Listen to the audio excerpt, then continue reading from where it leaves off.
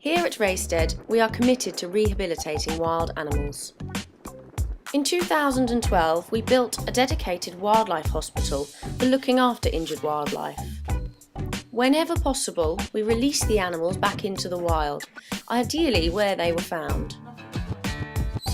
Over the last year, we returned over 100 birds and small mammals to the wild after treatment. Some of the animals we have helped are hedgehogs. This one was born deaf and blind and would not survive in the wild. He now lives in a secure run in a back garden.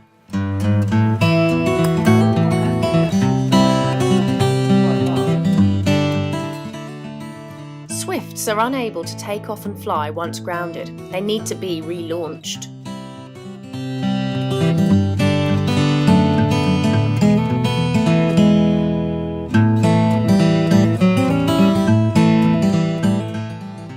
These little swallows fell from their nest, but we managed to return them.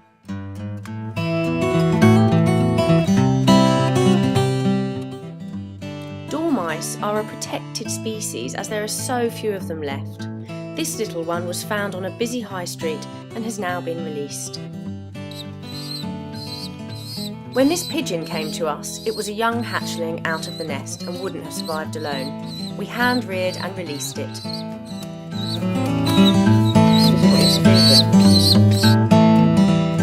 This pipistrelle came into us and we took it to a bat specialist who released it after treatment. Nina and Peter brought us in this young gull who had fallen off a roof. We raised him here with other orphans and then they were all released together on Seaford Beach.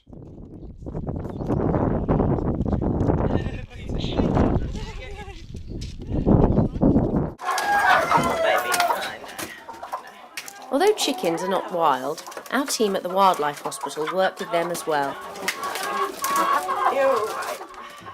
Every few months we collect a lorry load from the local farmer, chickens who would otherwise be sent to slaughter. We treat any that are unwell and once back to health we rehome them. This is Katie Pecky. She got quite hot and stressed on the journey to us, but now is fine and living with the other hens in our sanctuary until she finds a new home. The chickens are only 18 months old, so will make great pets and lay more eggs for years to come. There are some simple steps you can take to help make life easier for wild birds and mammals. Please dispose of your rubbish, including fishing tackle, responsibly. Animals and birds can be caught up in rubbish or eat it.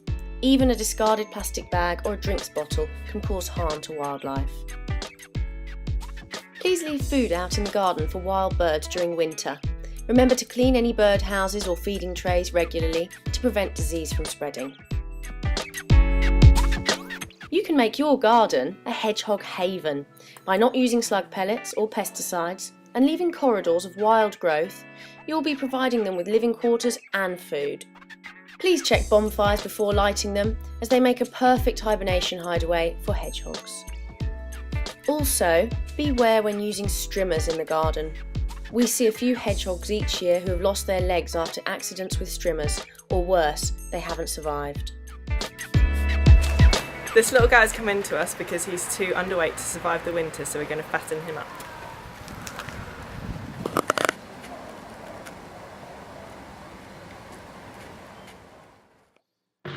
Usually, when you see a wild animal on the ground, it is best to leave them alone.